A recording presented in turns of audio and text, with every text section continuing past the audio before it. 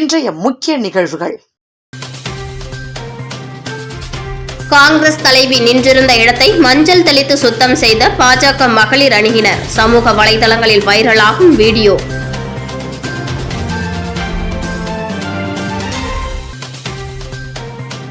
மொழி பிரச்சனையில் திமுக காங்கிரஸ் இரட்டை வேடம் போடுகிறது. எல்ஜேகே சார்பில் நடைபெற்ற தாய்மொழி மாநாட்டில் ஜோஸ் சார்லஸ் மார்டின் குற்றச்சாட்டு. திருக்காஞ்சி ஸ்ரீ சதாசிவமூர்த்தி ஆலய மகா கும்பாபிஷேக விழா. திரளான பக்தர்கள் பங்கேற்பு.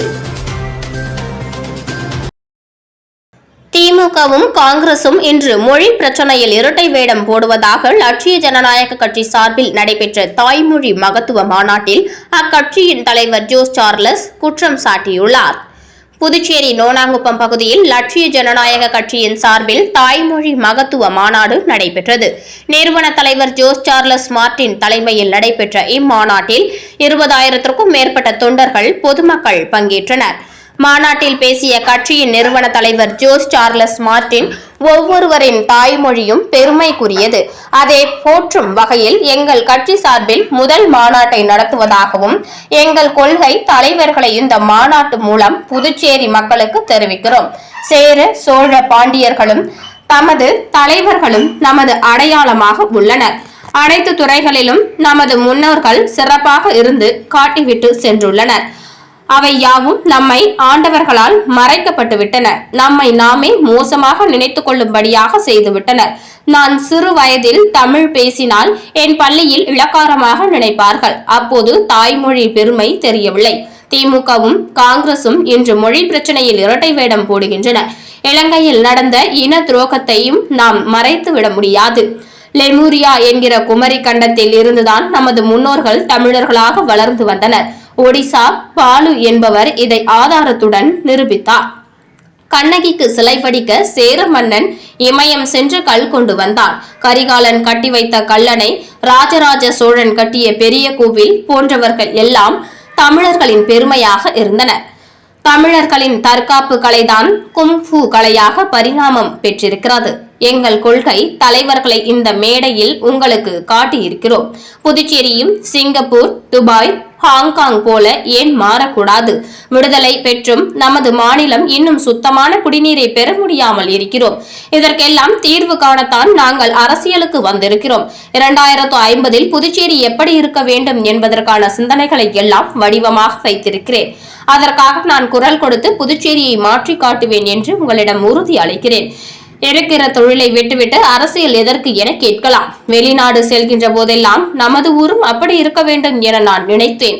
அதன் விளைவுதான் எல்ஜேகே கட்சியாக வந்திருக்கிறது. கல்வி, சுகாதாரம், வேலைவாய்ப்பு போன்ற அனைத்து துறையிலும் புதுச்சேரியை முன்னோடி மாநிலமாக மாற்றுவதே எனது லட்சியம். அதை நோக்கிய பயணத்தை தொடர்கிறேன். இம்மாநாட்டில் லட்சிய ஜனநாயக கட்சியின் கொள்கை தலைவர்களாக திருவள்ளுவர், பாரதி, பாரதிதாசன், நேதாஜி, காமராஜர், சிந்தனை சிற்பி சிங்காரவேலர், அப்துல் கலாம், இரட்டைமலை சீனிவாசன், வா சுப்பையா, அஞ்சலை அம்மாள், வீரமங்கை குயிலி ஆகியோரை அறிவித்தார் லட்சிய ஜனநாயக கட்சியின் தலைவர் ஜோஸ் சார்லஸ் மார்டின். புதுச்சேரியில் பள்ளி மாணவியை கடந்த மாதம் வீட்டில் அடைத்து வைத்து பாலியல் துன்புறுத்தலில் ஈடுபட்ட 2 சிறுவர்களை போக்சோவில் கைது செய்து சிறுவர் சீர்திருத்த பள்ளியில் அடைக்கப்பட்ட நிலையில் சிறுவர்கள் இருவரும் ஆஷா பிளேடை பயன்படுத்தி சீர்திருத்த பள்ளியின் ஜன்னல் கம்பியை அறுத்து தப்பி சென்றவர்களை போலீசார் குண்டுகட்டாக கைது செய்து மீண்டும் சிறுவர் சீர்திருத்த பள்ளியில் அடைத்தனர். புதுச்சேரி பாகூர் பகுதியில் பள்ளி சிறுமியை கடந்த மாதம் வீட்டில் அடைத்து வைத்து பாலியல் ரீதியாக துன்புறுத்திய வழக்கில் பாகூர் பகுதியை சேர்ந்த வாலிபர் ஆகாஷ் என்பவரை போக்சோ வழக்கில் கைது செய்து பாகூர் போலீசார் சிறையில் அடைத்தனர். மேலும் இவ்வழக்கில் தொடர்புடைய அதே பகுதியை சேர்ந்த 17 வயதுடைய 2 சிறுவர்களை அரியாங்குப்பம் சிறுவர் சீர்திருத்த பள்ளியில் அடைத்தனர். இந்த நிலையில் 2 சிறுவர்களும் சிறுவர் சீர்திருத்த பள்ளி செக்யூரிட்டி அறையில் இருந்த ஆக்ஷா பிளேடை திருடி எடுத்து சென்று ஜன்னல் கம்பியை அறுத்து துண்டித்துவிட்டு அதிகாலை தப்பி சென்றனர். இதுகுறித்து சிறுவர் சீர்திருத்த பள்ளி அதிகாரிகள் கொடுத்த புகாரின் பேரில் அரியாங்குப்பம் போலீசார் வழக்கு பதிவு செய்து 2 சிறுவர்களையும் தீவிரமாக தேடி வந்தனர். இந்த நிலையில் பாகூர் பகுதியில் வயல்வெளியில் பதுங்கியிருந்த இருவரையும் போலீசார் பிடிக்க சென்றபோது போலீசாரை கண்டதும் அவர்கள் அங்கும் இங்குமாக தப்பியோடி போலீசாருக்கு ஆட்டம் காட்டினர். இதனிடையே சுமார் 1 மணி நேரத்திற்கு மேலாக போலீசார் விடாமல் துரத்தி குண்டுகட்டாக இருவரையும் கைது செய்து மீண்டும் சிறுவர் சீர்திருத்த பள்ளியில் அடைத்தனர். புதுச்சேரியில் பாஜக அலுவலகத்தை முற்றுகையிட்டு நேற்றைய தினம் காங்கிரஸ் கட்சியினர் போராட்டம் நடத்திய நிலையில் மகளிர் காங்கிரஸ் தலைவி நிஷா அமர்ந்த இடத்தை பாஜக பெண் நிர்வாகிகள் மஞ்சள் தெளித்து சுத்தம் செய்யும் வீடியோ சமூக வலைதளங்களில் வைரலாகி வருகிறது. டெல்லியில் நடந்த ஏஐ மாநாட்டில் இளைஞர் காங்கிரசார் பிரதமர் மோடியை கண்டித்து நடத்திய போராட்டத்தை எதிர்த்து புதுச்சேரி பாஜகவின் இளைஞர் அணியினர் ராகுல் காந்தியின் உருவ பொம்மையை புதுச்சேரி காங்கிரஸ் அலுவலக வாயிலில் வைத்து எரித்தனர். இந்த சம்பவத்தை கண்டித்து புதுச்சேரி காங்கிரஸ் கட்சியினர் எல்லைப்பிள்ளைச்சாவடி பகுதியில் உள்ள பாஜக அலுவலகத்தை முற்றுகையிட்டு நேற்றைய தினம் போராட்டத்தில் ஈடுபட்டனர்.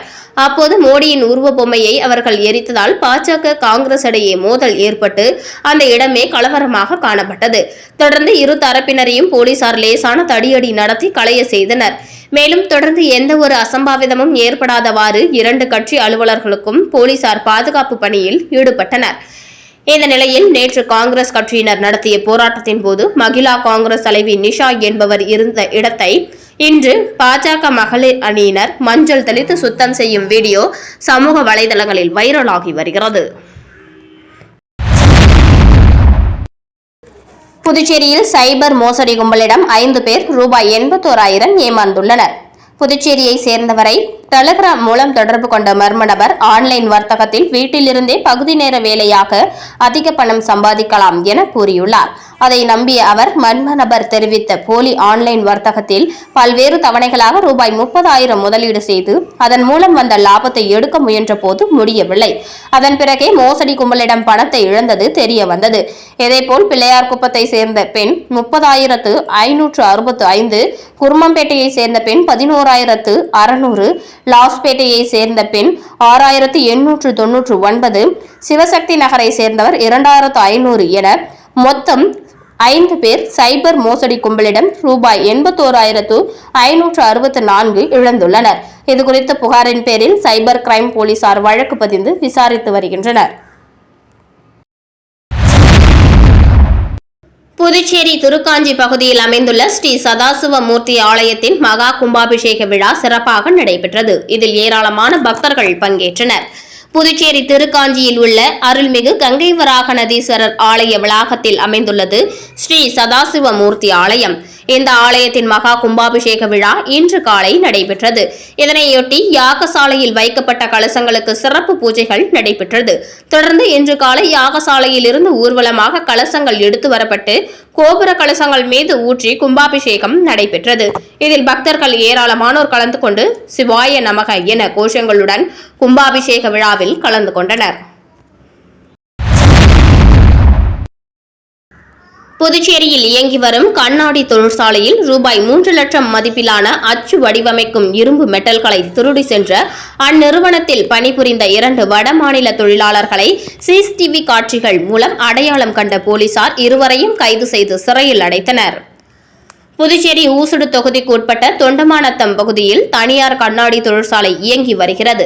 இந்த தொழிற்சாலையில் இம்மாதம் 18ஆம் தேதியன்று உருக்கிய கண்ணாடியை அச்சு வடிவமைக்கும் 13 இரும்புகள் காணாமல் போய் இருப்பதை அறிந்த நிர்வாகம் தொழிற்சாலையில் பொருத்தப்பட்டிருந்த சிசிடிவி காட்சிகளை ஆய்வு செய்தனர்.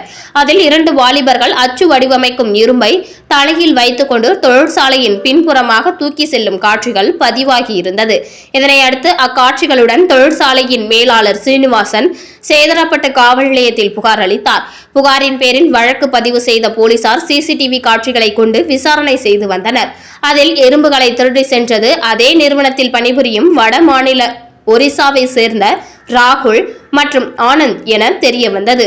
இதனைத் தொடர்ந்து அவர்கள் செல்போன் எண்களையும் தடயம் செய்த போலீசார் அவர்கள் தங்களது ஊருக்கு தப்பி செல்வதற்காக செங்கல்பட்டு ரயில் நிலையத்தில் இருப்பதை அறிந்து அங்கு சென்று இருவரையும் கைது செய்து புதுச்சேரி அழைத்து வந்து விசாரணை செய்ததில் கடந்த 10 வருடங்களாக தொழிற்சாலையில் பணிபுரிந்து வந்தவர்கள் தங்களது ஊருக்கு சென்று வாழ்வதற்காக இரும்பை திருடி அதனை விற்பனை செய்துவிட்டு தப்பி சென்றதாக தெரிவித்தனர். அதனைத் தொடர்ந்து ரூபாய் 3 லட்சம் மதிப்பிலான இரும்பு மெட்டல்களை பறிமுதல் செய்த போலீசார் கைது செய்யப்பட்ட இருவரையும் நீதிமன்றத்தில் ஆஜர்படுத்தி காலாப்பட்டு மத்திய சிறையில் அடைத்தனர். தங்கம் வெள்ளி பொருட்களுக்கு பதில் திருமண சீர்வரிசையாக விளையாட்டு உபகரணங்கள் வழங்கிய மணமக்கள் திருமண விழாவில் நெகிழ்ச்சி. புதுச்சேரி ராமநாதபுரத்தை சேர்ந்தவர் ஆம்புலன்ஸ் டிரைவர் மணிகண்டன். இவர் கடந்த 10 ஆண்டுகளாக இலவசமாக ஆம்புலன்ஸ் ஓட்டி வருகிறார். இவருக்கும் பாத்திமா ஷைலா என்பவருக்கும் நேற்று முன்தினம் காலை திருமணம் நடைபெற்றது. தற்போதைய காலகட்டத்தில் திருமணம் என்றாலே வெகு விமர்சையாக கொண்டாடப்படுவதும் தங்கம் வெள்ளி மற்றும் விலையுயர்ந்த பொருட்களை சீர்வரிசையாக கொடுப்பதும் வழக்கம். இன்றைய நிலையில் தங்கத்தின் விலை விண்ணை முட்டும் அளவுக்கு உயர்ந்துள்ளது. இதனால் ஏழை எளிய மக்கள் கடும் சிரமத்திற்குள்ளாகி வருகின்றனர். இந்த நிலையில் இவர் தனது திருமணத்தை எளிய முறையில் அவரது குலதெய்வம் திரௌபதி அம்மன் கோவிலில் செய்து கொண்டார். மேலும் சீர்வரிசையாக கொடுக்கும் தங்கம் வெள்ளி வீட்டு உபயோகப் பொருட்கள் போன்றவற்றுக்கு பதிலாக மாணவர்களின் உடல் நலன் கருதி விளையாட்டு உபகரணங்களை சீர்வரிசையாக அவரது நண்பர்கள் உறவினர்களிடமிருந்து பெற்று அதனை அரசு தொடக்கப்பள்ளி மாணவர்களுக்கு திருமண சீர்வரிசையாக வழங்கினார். இந்த சம்பவம் அப்பகுதி மக்களிடையே நெகிழ்ச்சியை ஏற்படுத்தியுள்ளது. இதுகுறித்து ஆம்புலன்ஸ் டிரைவர் மணிகண்டன் கூறுகையில், செல்போனில் மூழ்கி கிடக்கும் மாணவர்கள் ஓடி ஆடி விளையாட வேண்டும். இந்த விளையாட்டு உபகரணங்களை வழங்கியது எனக்கு மகிழ்ச்சி அளிக்கிறது என்றார். பிள்ளையார்குப்பம் அருள்மிகு ஸ்ரீ கூத்தாண்டவர் திருக்கோவிலின் திருப்பணிக்கு சட்டமன்ற உறுப்பினர் சாய் சரவணகுமார் 11 லட்சம் நன்கொடை வழங்கினார். புதுச்சேரி மாநிலத்தில் மிகவும் பிரசித்தி பெற்ற பரிகார ஸ்தலமாக விளங்கும் பிள்ளையார்குப்பம் அருள்மிகு ஸ்ரீ கூத்தாண்டவர் திருக்கோவிலில் கும்பாபிஷேக விழா வருகின்ற மார்ச் மாதம் 8ஆம் தேதியன்று நடைபெறவுள்ள நிலையில் கோவில் திருப்பணிகள் மும்முரமாக நடைபெற்று வருகிறது. இதனைத் தொடர்ந்து திருப்பணி எவ்வாறு நடைபெறுகிறது என்பதை பார்வையிட்ட சட்டமன்ற உறுப்பினர் சாய் சரவணகுமார் மேலும் ஆலய பணியை துரிதமாக முடிக்க ஆலய நிர்வாகத்திடம் கேட்டுக் கொண்டார். இதனைத் தொடர்ந்து ஆலய திருப்பணிக்காக தனது சொந்த நிதியிலிருந்து ரூபாய் 11 லட்சம் நன்கொடையை ஆலய நிர்வாகிகள் மற்றும் ஊர் பொதுமக்கள் முன்னிலையில் சட்டமன்ற உறுப்பினர் சாய் சரவணகுமார் வழங்கினார். தொடர்ந்து இந்த நிகழ்ச்சியில் கலந்து கொண்ட பக்தர்களுக்கு சர்க்கரை பொங்கல் வழங்கப்பட்டது. இந்த நிகழ்ச்சியில் கோவில் நிர்வாகத்தினர், பக்தர்கள் மற்றும் ஊர் பொதுமக்கள் திரளாக கலந்து கொண்டு சிறப்பித்தனர்.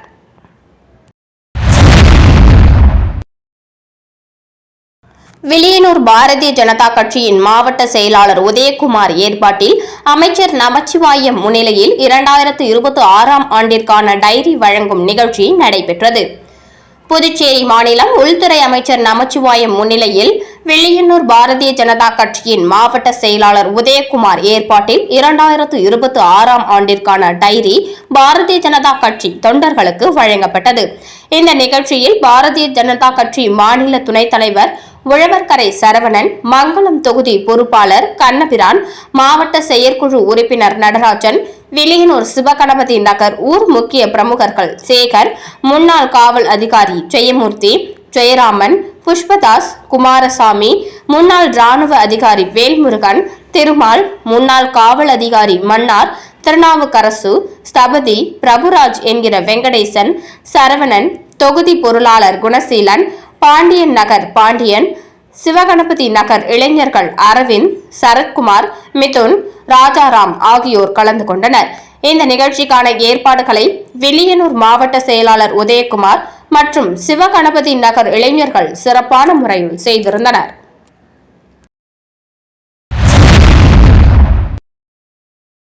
காக்கையன்தோப்பு பகுதியில் அமைந்திருக்கும் முத்துமாரியம்மன் கோவில் 48 நாள் மண்டல அபிஷேகத்தில் ஜீவா குடும்பத்தினர் ஏற்பாடு செய்த 20ஆம் நாள் பூஜையில் அதிமுக பொருளாளர் ரவி பாண்டுரங்கன் கலந்து கொண்டு சிறப்பித்தார்.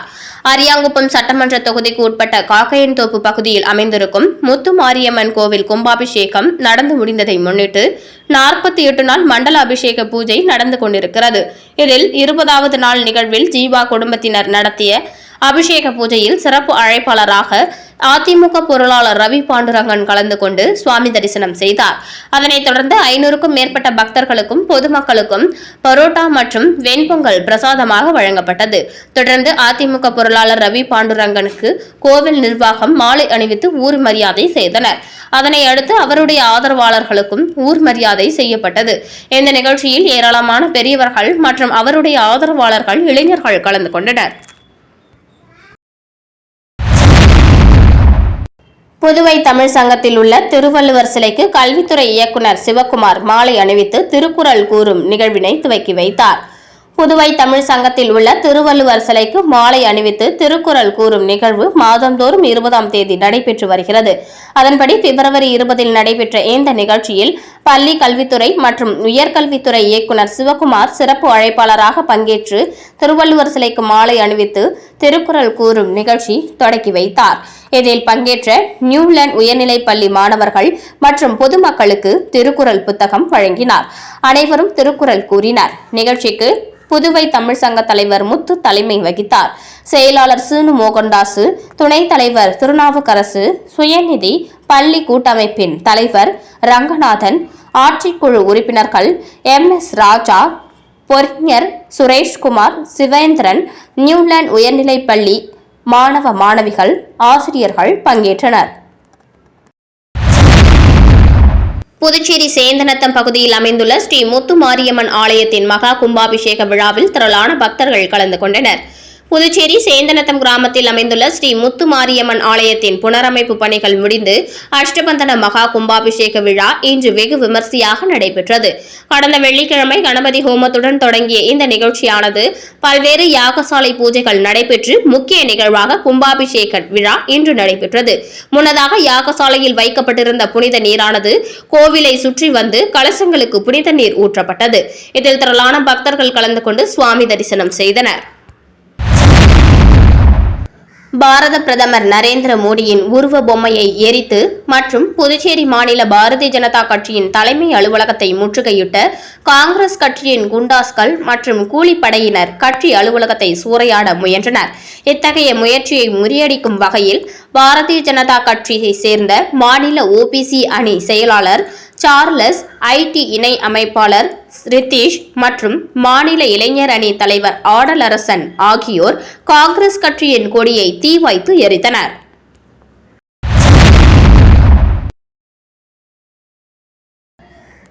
ஒதியம்பட்டு ஸ்ரீ காசி விசாலாட்சி சமேத ஸ்ரீ காசி விஸ்வநாதர் தேவஸ்தானத்தில் மாசி மக தீர்த்தவாரியை முன்னிட்டு கொடியேற்றம் நடைபெற்றது.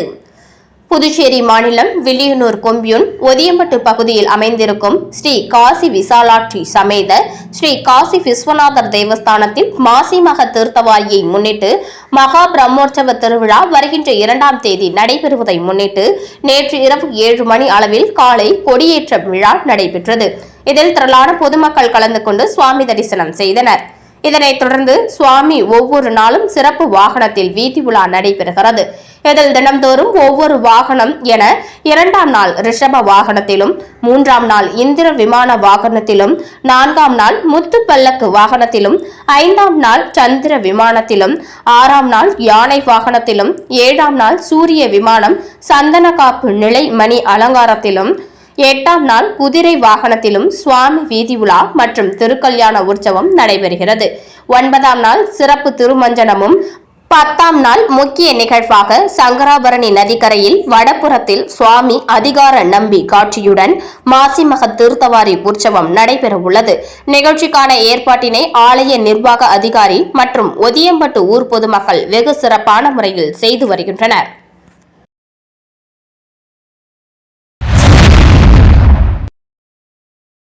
ஜீவா நகரில் நடந்த 49ஆம் ஆண்டு மயான கொள்ளை விழாவில் திரளான பக்தர்கள் கலந்து கொண்டு சுவாமி தரிசனம் செய்தனர். புதுச்சேரி சின்ன சுப்பராய பிள்ளை வீதி அங்காள பரமேஸ்வரி அம்மன் ஆலய 49ஆம் ஆண்டு மயான கொள்ளை விழா நடைபெற்றது. நேற்று காலை கோவில் நடை திறக்கப்பட்டு மூலவர் மற்றும் உற்சவருக்கு சிறப்பு அபிஷேக ஆராதனை நடைபெற்றது. அதன் பிறகு மயான கொள்ளை திருவிழா நடைபெற்றது. சிம்ம வாகனத்தில் விஸ்வரூப அலங்காரத்தில் மயானத்திற்கு அங்காளம்மன் புறப்பட்டார். வழியெங்கும் அங்காளம்மன் முன்பு பல்வேறு வேடமிட்ட பக்தர்கள் நடனமாடியபடி சென்றனர். ஜீவாநகர் மயானத்தை அங்காளம்மன் சென்றடைந்ததும் அங்கு அவருக்கு சிறப்பு வழிபாடுடன் பிரம்ம கபாலத்தை அங்காளம்மன் ஆட்கொள்ளும் நிகழ்வு நடைபெற்றது. இதையடுத்து மயானத்தில் படைக்கப்பட்ட பொருட்களை பக்தர்கள் மீது பூசாரிகள் சூறைவிட்டனர். அவற்றை போட்டி போட்டுக்கொண்டு பக்தர்கள் சேகரித்தனர். மயான கொள்ளையில் வைத்திலிங்கம் MP, காங்கிரஸ் கட்சியின் துணைத் தலைவர் தேவதாஸ் உட்பட பக்தர்கள் கலந்து கொண்டு அங்காளம்மனை வழிபட்டனர். அதனைத் தொடர்ந்து காமராஜர் நகர் தொகுதி அதிமுக சார்பில் பக்தர்களுக்கு அன்னதானம் வழங்கப்பட்டது. முன்னாள் கவுன்சிலர் கணேசன், தொகுதி செயலாளர் ஆறுமுகம் ஏற்பாட்டில் விழாவில் கலந்து கொண்ட பக்தர்களுக்கு அன்னதானம் வழங்கப்பட்டது. மீண்டும் இன்றைய முக்கிய நிகழ்வுகள். காங்கிரஸ் தலைவி நின்றிருந்த இடத்தை மஞ்சள் தெளித்து சுத்தம் செய்த பாஜக மகளிர் அணியினர். சமூக வலைதளங்களில் வைரலாகும் வீடியோ.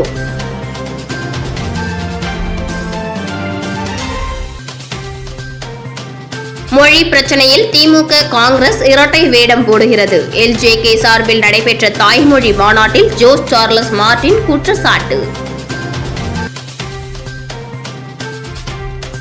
திருக்காஞ்சி ஸ்ரீ சதாசிவ மூர்த்தி ஆலய மகா கும்பாபிஷேக விழா. திரளான பக்தர்கள் பங்கேற்பு.